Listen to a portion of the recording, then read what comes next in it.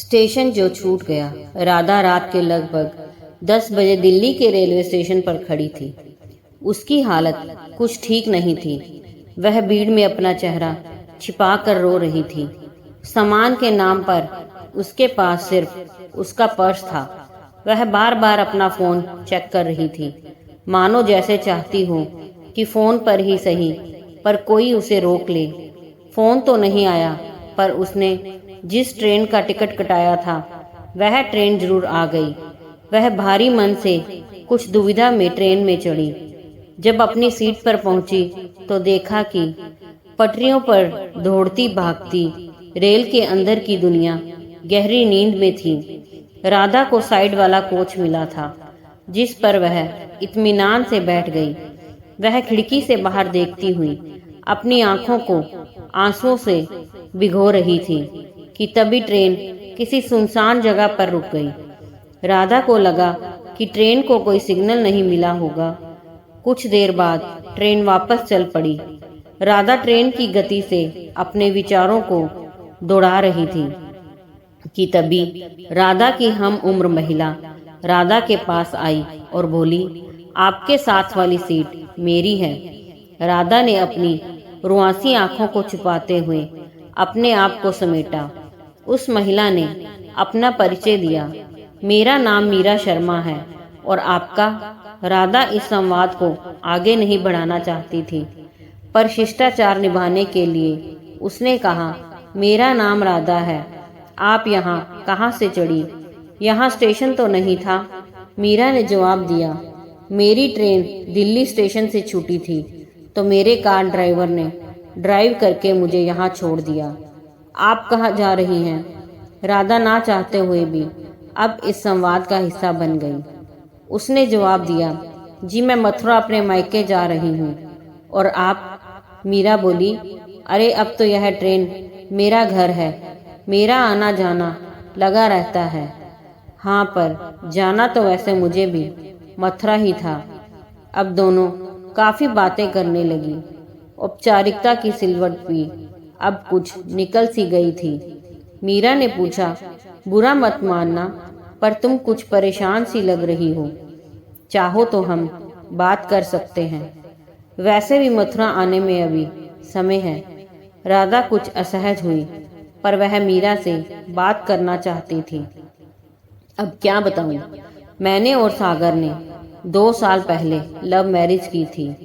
1 साल तक सब ठीक था, पर पिछले कुछ दिनों से सागर के लिए मेरे अलावा सब कुछ महत्वपूर्ण हो गया है। आए दिन झगड़े होते हैं, कभी नौकरी की वजह से, कभी मेरे माता पिता, तो कभी उसके पेरेंट्स की वजह से। शायद वह अब मुझसे प्यार नहीं करता, ना मुझे समय देता है और ना ही तवज्जो। इसलिए जा रही हूँ उसे हमेशा के लिए छोड़कर। इतना कहकर राधा फफक पड़ी। मीरा ने कहा, तुम्हारे आंसू बता रहे हैं कि तुम उससे बहुत प्यार करती हो। देखो राधा, छोटी छोटी घटनाओं से किसी बड़े निर्णय पर पहुंचना गलत है। मैंने भी ये गलतियां की हैं। अगर ऐसा लगे कि रिलेशनशिप में कोई एक डगमगा रहा है तो उसका साथ मत छोड़ो, बल्कि उसका हाथ और कसकर पकड़ लो। लंबी सांस भरते हुए मीरा ने आगे कहा, जिंदगी कभी दूसरा मौका नहीं देती, बिल्कुल किसी ट्रेन की तरह। अगर एक बार स्टेशन छूट गया सो छूट गया। और अगर किसी से प्रेम है तो कभी उससे कटु शब्द मत बोलो। क्या पता वह आपके साथ उसके आखिरी शब्द हो। वह जिंदगी भर एक कटु स्मृति बनकर रह जाए। आप जिससे प्रेम करते हैं वह आपके पास है, आपके साथ है। यह सबसे महत्वपूर्ण है। वापस जाओ और अपने प्रेम को अपनी बाहों में भर लो। कहीं ऐसा ना हो कि समय निकल जाए और तुम चाह कर भी अपने प्रेम के पास वापस ना लौट पाओ। राधा मीरा को सुनती जा रही थी। उसने कहा, मीरा, शायद तुम जो कह रही हो वह सच है। मुझे सागर को ऐसे अचानक छोड़कर नहीं आना चाहिए था। पता नहीं गुस्सा दिमाग पर इतना हावी हुआ कि कुछ समझ नहीं आया। मैं कल माँ से मिलकर तुरंत वापस लौट जाऊंगी। राधा अब काफी हल्का महसूस कर रही थी। उसने आगे कहा, मीरा, मैं अपनी ट्रेन की दोस्ती को आगे बढ़ाना चाहती हूँ। क्या तुम मुझे अपना नंबर दोगी? मीरा ने राधा को अपना नंबर दिया, जो उसने एक कागज पर लिख लिया। रात की खामोशी में राधा को कब नींद लगी उसे पता ही नहीं चला। नींद टूटी तब मथुरा आ गया था। रात के 3 बजे थे। मीरा अपनी सीट पर नहीं थी। राधा ने बहुत ढूंढा, पर फिर उसने सोचा कि वह जल्दबाजी में स्टेशन पर उतर गई होगी। राधा अगले दिन मथुरा में अपनी माँ से मिलकर वापस दिल्ली लौट आई। उसने आते ही सागर को गले लगा लिया।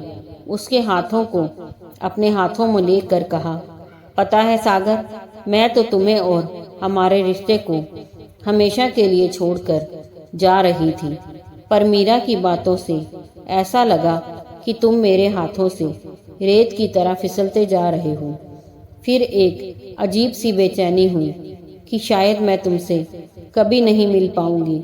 मैं किसी भी तरह तुम्हें देखना चाहती थी, तुम्हें गले लगाना चाहती थी, और अब तुम अकेले नहीं हो। जीवन के हर अंधेरे में तुम्हारा साथ दूंगी। सागर ने राधा का माथा चूमा और कहा, मुझे तुम्हारी जरूरत है राधा। भला हो उस मीरा का जिसने तुम्हें मेरे पास वापस भेजा। पर वह कौन थी? अगर वह दिल्ली में रहती है तो चलो उसके घर जाकर उसे धन्यवाद दे आए। राधा ने कहा, हाँ, घर तो नहीं पता, पर उसने मुझे अपना नंबर जरूर दिया था। रुको, मैं अभी कॉल करती हूँ। राधा ने मीरा को फोन मिलाया। रिंग जा रही थी और थोड़ी देर में किसी आदमी ने फोन उठाया। राधा ने कहा, क्या मीरा शर्मा को फोन देंगे प्लीज? उस तरफ से आवाज आई, वह नहीं है, पर आपको मेरा नंबर किसने दिया? राधा बोली, क्या आप उनके पति दीपक हैं? दीपक ने कहा, हाँ। राधा ने कहा, मुझे आपका नंबर मीरा ने ही 3 दिन पहले ट्रेन में दिया था। हम दोनों साथ साथ सफर कर रही थी। क्या प्लीज उसका मोबाइल नंबर देंगे? मुझे मीरा से बात करनी है। इतना सुनते ही दीपक ने कहा, यह कैसा मजाक है? क्या आप मेरे दुख का मखौल उड़ा रही हैं? मीरा 15 दिन पहले दिल्ली मथुरा रेल हादसे में मर चुकी है। मेरी मीरा चली गई। मैं उसके आखिरी समय में उसके पास नहीं था। वह गुस्सा थी मुझसे। घर छोड़कर अपनी माँ के पास मथुरा जा रही थी कि तभी यह हादसा हुआ। काश मैं लड़ने की जगह उससे आखिरी बात यह कह पाता कि मुझे तुमसे प्यार है मीरा, मुझे तुम्हारी जरूरत है। इतना सुनना था कि राधा के हाथों से फोन छूट गया।